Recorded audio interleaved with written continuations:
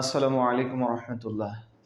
Welcome করছি আসলাম হুসাইন এবং অন্যান্য ধর্মের মতাদর্শের যারা দেখছেন তাদের প্রতি আমার আন্তরিক কৃতজ্ঞতা। গত ক্লাসে আমরা দেখেছিলাম আইসিটির তৃতীয় অধ্যায়ের সকল যোগ কিভাবে একই নিয়মে একই সাথে করা যায়। তো আজকে আমরা সকল পদ্ধতির বিয়োগ একই সাথে একই নিয়মে খুব স্বল্প সময় করে চেষ্টা করব।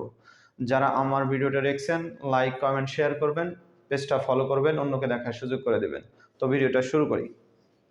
তো প্রথমে দেখেন দশমিকের বিয়োগ। প্রিয় শিক্ষার্থী খেয়াল করুন, দশমিকের বিয়োগ অর্থাৎ আমরা আগে থেকে যে বিয়োগটা করে আসছি, যে কোনো পদ্ধতির যোগ বিয়োগের ক্ষেত্রে কিন্তু আমাদের বেসটা খুব গুরুত্বপূর্ণ ভূমিকা পালন করে। তো এখানেও তাই। তো এখানে দেখেন আমি 0 থেকে কত বিয়োগ করব? 5। তো বিয়োগের নিয়মের ক্ষেত্রে উপরেরটা যদি বড় হয়, নিচেরটা যদি ছোট হয় তো আলহামদুলিল্লাহ ভালো, সেই বড়টা থেকে ছোটটা বাদ দিয়ে দিব।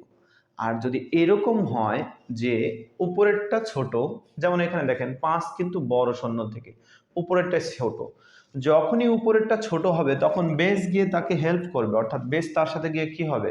যোগ হবে। তো আমরা এখানে দেখতে পাচ্ছি যে এখানে 0 কিন্তু 5 থেকে ছোট, সুতরাং এই 10 এই বেস গিয়ে ওখানে কি করবে? হেল্প করবে, অর্থাৎ 10। তো 10 থেকে 5 মাইনাস করলে কি হবে? এটা কিন্তু দশমিক পদ্ধতির বিয়োগ। তো 10 থেকে 5 মাইনাস করলে কি হবে? 5। বুঝা গেছে? তো যখনই বেস গিয়ে হেল্প করবে তখনই ক্যারি থাকবে 1, সেটা পরবর্তী ডিজিটের নিচেরটার সাথে এসে যোগ হবে। আমরা যোগের ক্ষেত্রে দেখছি পুরোটার সাথে যোগ হয়, কিন্তু বিয়োগের ক্ষেত্রে নিচে এসে যোগ হবে। তাহলে 10 1 যোগ হলো, তাহলে এখানে 9, 8 আর আগে কত হয়ে গেছে দেখেন? 9। তাহলে নিচে 9, উপরেরটা 8, আবার উপরেরটা কি হয়ে গেছে? ছোট হয়ে গেছে। এবার এই 8 বা 8 এর সাথে আমরা কত যোগ করব দেখেন? এই 8 এর সাথে 10 যোগ করলে কত হবে? 18 বা 18। তো 18 থেকে এখানে কিন্তু 8 না 9 আছে, তাহলে 18 থেকে 9 মাইনাস করলে আমাদের কত হবে? যে বিয়োগ আমরা জানি সচরাচর, তাহলে 9। তাহলে এই জায়গায় আমরা কত পেলাম? 9। ঠিক আছে, যেহেতু এবারও ক্যারি, অর্থাৎ এই 8কে কিন্তু 10 হেল্প করছে, তাহলে এখানে ক্যারি থাকবে 1। তাহলে ক্যারিটা আসে কার সাথে যোগ হবে? এই 5 এর সাথে। তাহলে 5 আগে কত হলো? 6। তাহলে উপরেরটা দেখেন 7, উপরেরটা কিন্তু ছোট, তাহলে 7 থেকে 6 মাইনাস করলে এখানে কত? 1।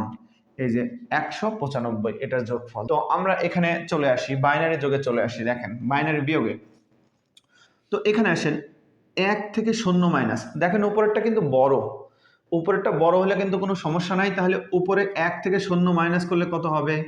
1। এখানে কিন্তু ক্যারির কোনো প্রশ্ন নাই, যেহেতু বেস হেল্প করে নাই।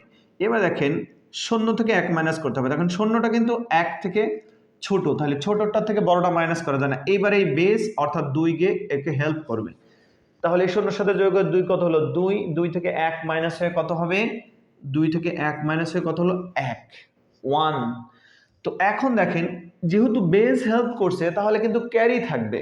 বেস হেল্প করছে, ক্যারি থাকবে। ক্যারিটা কোথায় এসে যোগ হবে? নিচে। তাহলে 1। আমরা তো জানি বিয়োগের ক্ষেত্রে উপরেরটা নিচেরটা যদি একই সংখ্যা হয় তাহলে 1 থেকে 1 বিয়োগ করলে কি হবে? 1 থেকে 1 বিয়োগ করলে কি হবে? 0। আবার এখানে যেহেতু বেস তো হেল্প করে নাই, এখানে ক্যারি নেই, এখানে 1 1 বিয়োগ করলে কি হবে? 0। অর্থাৎ এই বামের দুইটা শূন্য না দিলে হবে। এই দুইটার বিয়োগফল দেখেন 1 আর 1। দেখেন এই দশমিক পদ্ধতির যোগ বা বাইনারি পদ্ধতির সবকিছু কিন্তু একইভাবে সেম ভাবে করা যায়। তো নেক্সট দেখেন অক্টাল, এটা কিন্তু সেম ভাবে। বেসিকটা হচ্ছে উপরেরটা ছোট হলেই বেস তাকে কে কি করবে? হেল্প করবে।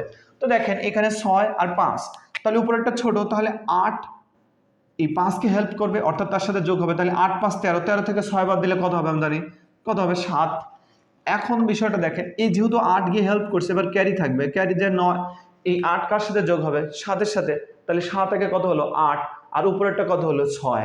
তাহলে উপরেরটা ছোট হয়ে গেছে। তাহলে 6 এর সাথে 8 যোগ করে 8 6 কত হলো? 14। 14 থেকে কিন্তু এবার 7 বাদ দিব না, কত? ওই যে ক্যারি এসে 8 হয়ে গেছে। তো 14 থেকে 8 বাদ দিলে কত হবে বলেন তো স্যার? এই যে 6। ক্লিয়ার? বুঝতে পারছি আশা করি। প্রত্যেকটা কিন্তু একইভাবে হচ্ছে। তাহলে এখন যেহেতু এখানে কিন্তু ক্যারি এই 14 এই 6 কে কিন্তু 8 হেল্প করছে, সুতরাং এখানে ক্যারি থাকবে। তো ক্যারিটা কোথায় এসে যোগ হবে? এই 2 এর সাথে। তাহলে 2 একে কত হলো? 3। উপরেরটা কিন্তু ছোট আছে, তাহলে 5 থেকে 3 মাইনাস করলে কত হবে? দেখেন 2। তাহলে দেখেন এইভাবে আমরা কিন্তু অক্টালের বিয়োগও করতে পারি। আশা করি প্রিয় শিক্ষার্থী বুঝতে পারছি, খুব সহজ কিন্তু বিয়োগগুলা। একই সাথে পুরো পদ্ধতির বিয়োগটাকে আমি একদম সংক্ষেপ করে একসাথে নিয়ে আসছি। আজকের ক্লাসটা বুঝলে আপনিও অবশ্যই বিয়োগ পারবেন। বুঝা গেছে? খেয়াল করুন। এখন পরেরটায় চলে আসি আমরা।